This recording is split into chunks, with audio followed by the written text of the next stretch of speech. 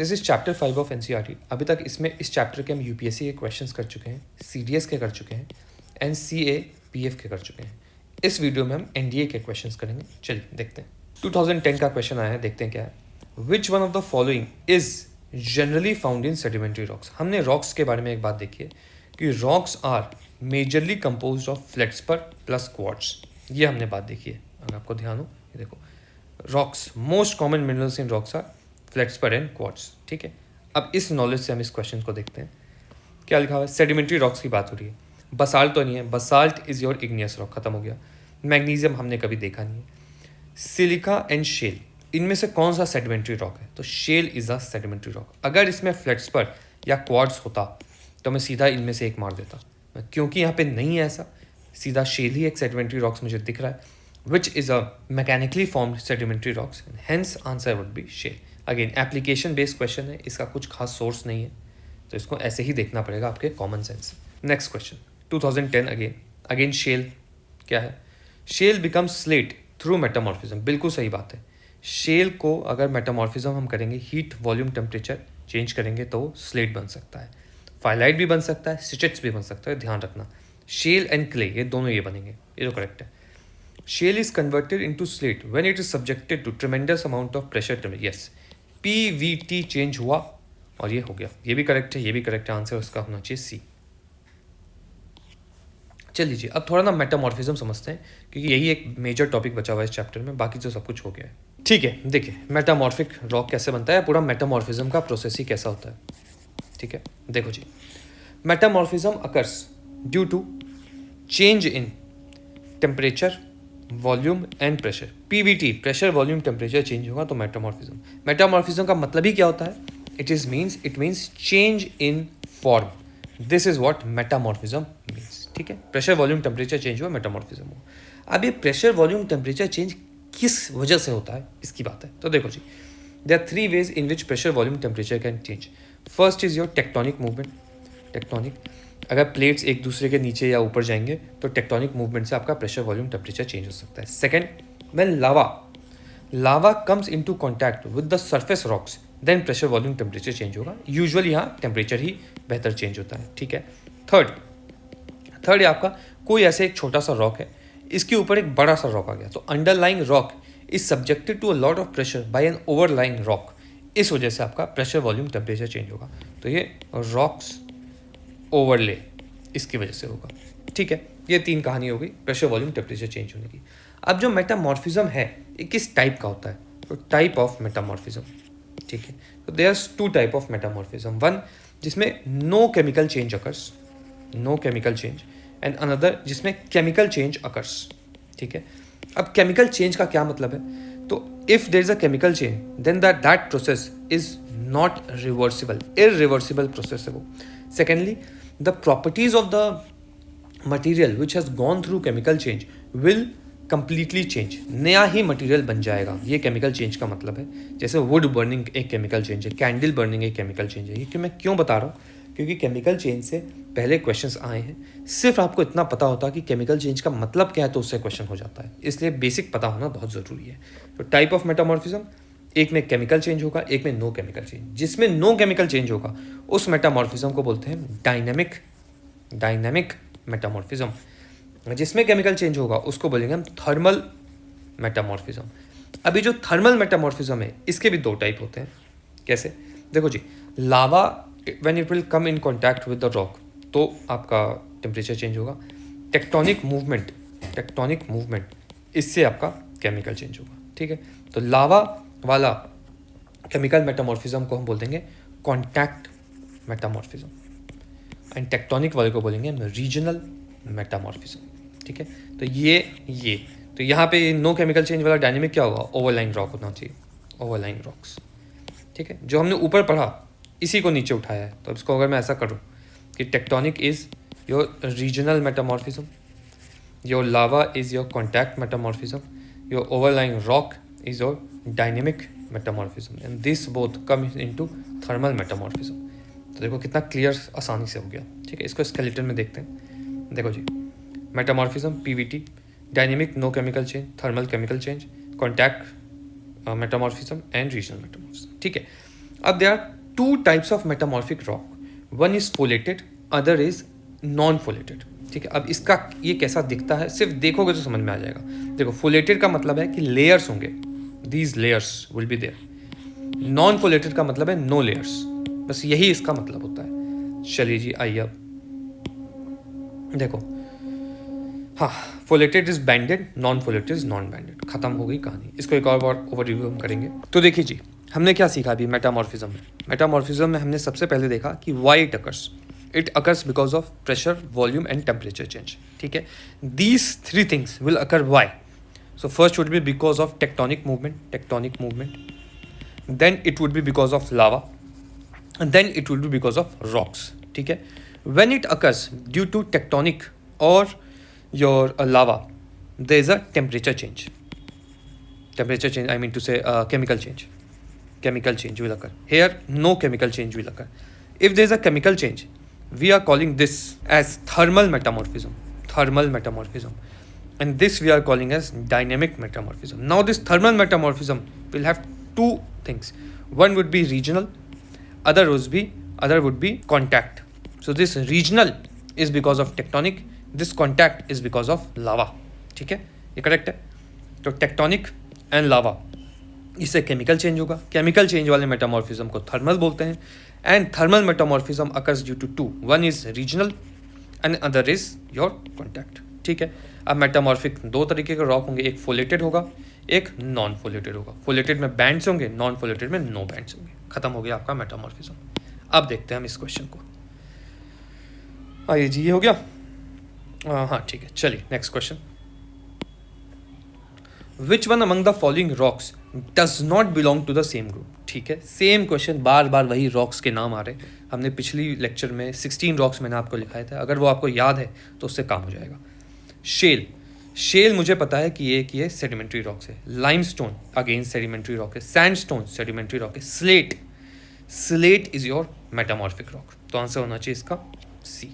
ठीक है, आपका स्लेट कैसे बन रहा है? शेल एंड क्ले से बन रहा है। नेक्स्ट क्वेश्चन क्या पूछा गया है? 2 and 13, sandstone, limestone, coal and shale rock form from peat or other organic deposition या organic kind of sedimentary rocks is your coal। तो इसको मैं बोलूँगा कि this is 1, तो यहाँ पे मैंने 1 लिख दिया, इसको मैंने हटा दिया। clay breaking easily into flat flake plates, ये तो नहीं पता होगा, ये हमने देखा भी नहीं है, NCERT में भी नहीं है।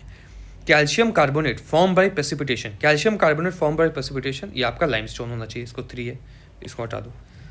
Cemented sand grain is sandstone, तो इसका तो 4 है, तो इसको भी हटा दो। अब क्या है? 4 3 1 2 डी होना चाहिए। अब देखो शेल नहीं पता है हमको। शेल इस तरीके का दिखता है, देख पा रहे हो? ऐसा कुछ दिखता है shale. So it looks like a plate या flake plate of clay which can break easily.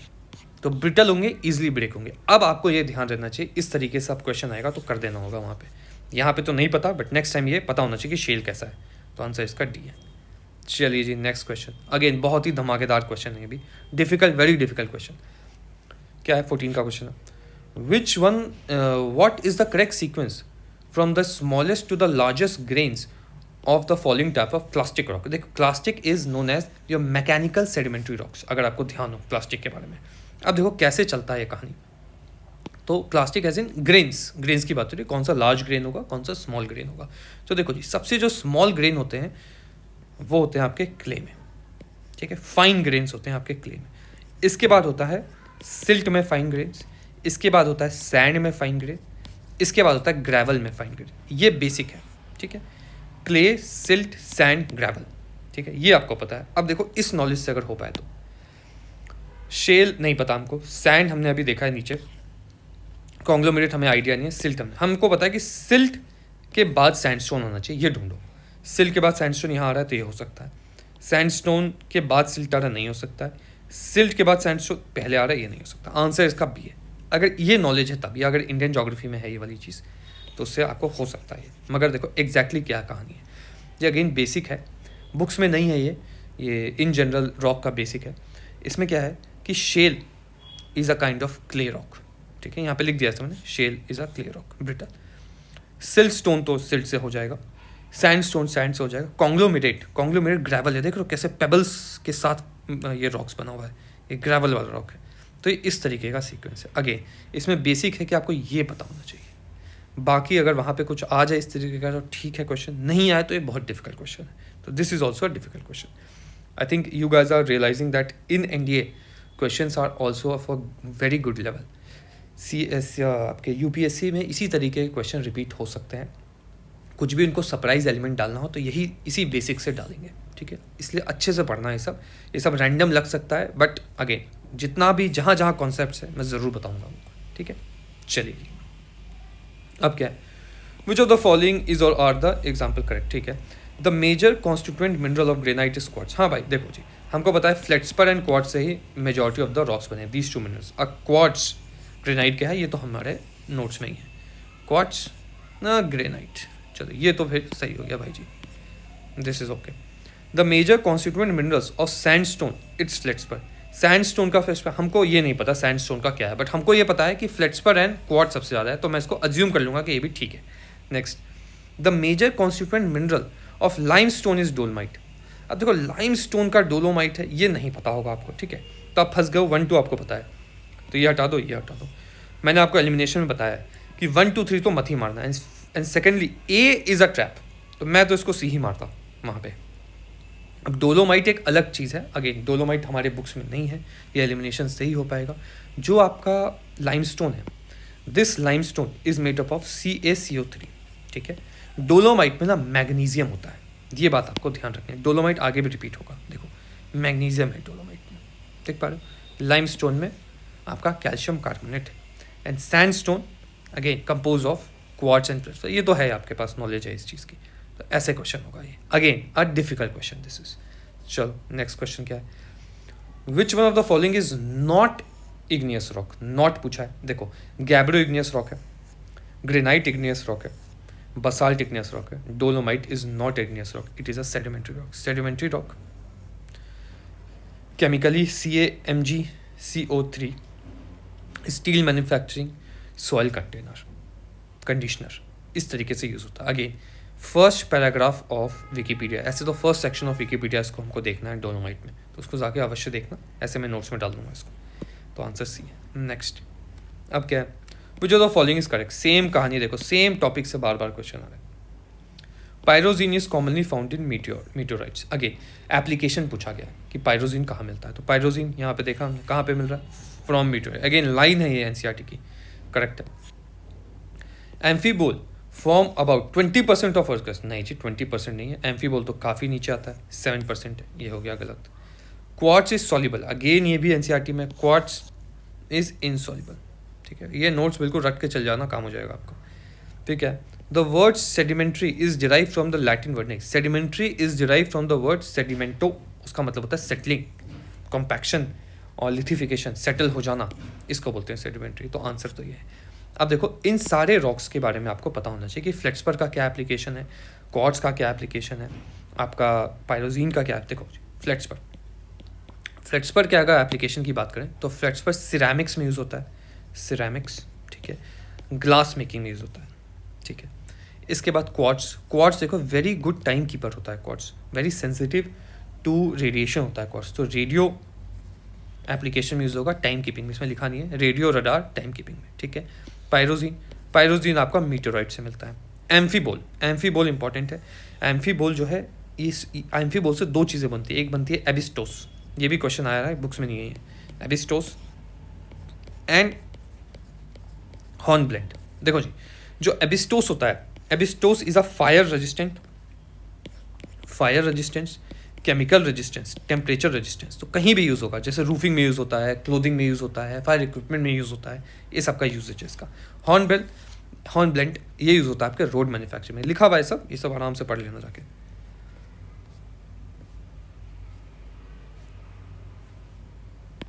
देखो यहाँ पे मैंने लिख दिया है एबिस्टोस एंड हॉर्नब्लेंड, ठीक है।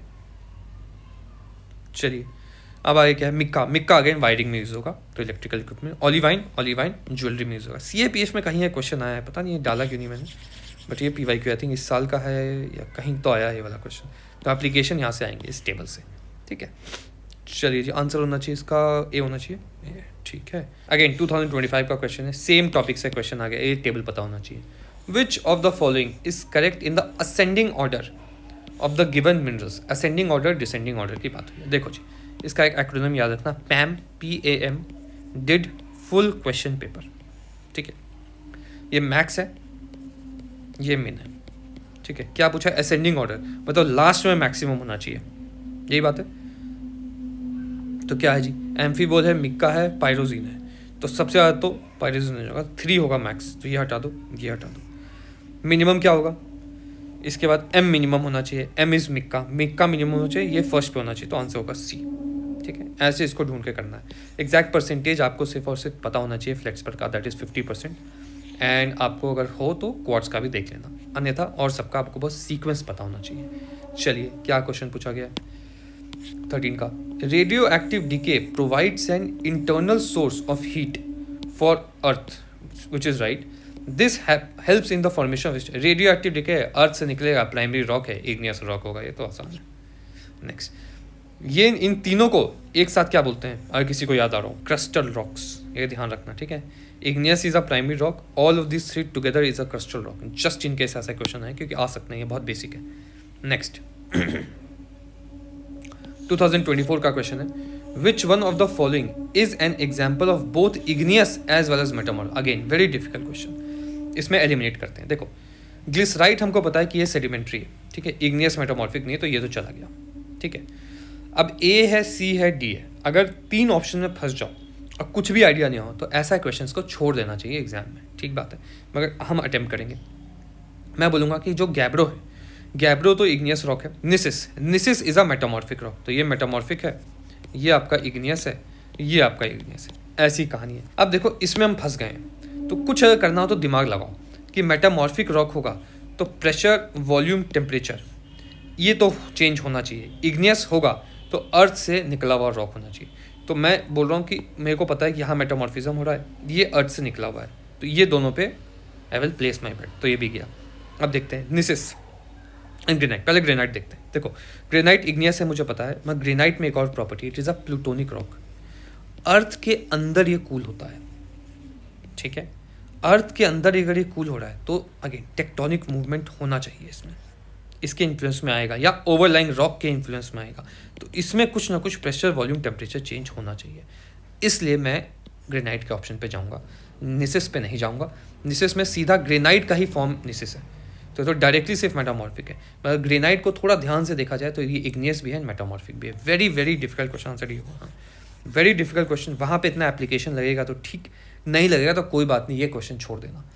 तो शायद मैं NDA की ही पहली बार इस चैप्टर में क्वेश्चन बोल रहा हूँ जिसमें छोड़ने वाली बातें हैं, क्योंकि ये थोड़े डिफिकल्ट क्वेश्चन है, ये एग्जाम में नहीं होते हैं ऐसे क्वेश्चन, ठीक है। चलिए, अब क्या है, क्वार्ट्ज इज अ मेटामॉर्फ, सैंडस्टोन का मेटामॉर्फिक फॉर्म है।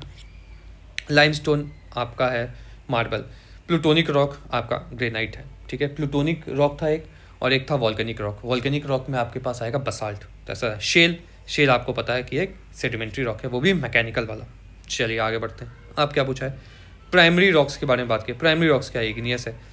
क्रिस्टल रॉक्स क्या है, ये तीनों क्रिस्टल रॉक्स हैं, तो आंसर इसका बी होगा। अगेन इजी क्वेश्चन आ रहे हैं, तो डिफिकल्ट क्वेश्चन आ रहे हैं। अब फोल्ड, ये भी हमने प्रीवियस ईयर में देखा है, अब फोल्ड ये होता है फोल्ड, तो एंटीक्लाइन बोलेंगे अब फोल्ड को, तो ये भी खत्म हो गई कहानी।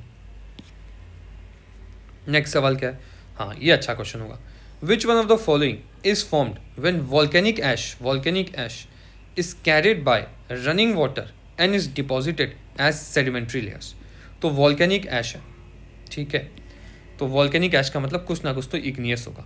इग्नियस रॉक्स मतलब इग्नियस मटेरियल कॉम्पैक्शन से सेडिमेंट्री बना है, ठीक है। तो हमको पता है कि आपका बसाल्ट इग्नियस है जी। लैपिडी इसको हमको पता ही नहीं है, ठीक है। स्लेट तो एक मेटामॉर्फिक है, तो ये हटा दो। Tough is a igneous rock, देख रहा हूँ टफ कैसे वर्ड उठ के आया है। अब हम देखते हैं इसको, लैपी का मुझे पता नहीं है तो मैं इसको यहाँ ले दूंगा। 2 इग्नियस रॉक के बीच में मेरे को खेलना है, A एंड D में अगर सेलेक्ट करना है और कोई भी ऑप्शन ना बचा, 50-50 है तो मारना ही है, और कुछ भी नहीं बचा तो A D में D मार देना सीधा, यही एलिमिनेशन टेक्निक है। मगर देखो, मैंने शायद प्रीवियस लेक्चर में बोला था कि whichever examples which are given in the NCERT, those examples are important. उसको आपको देखना है।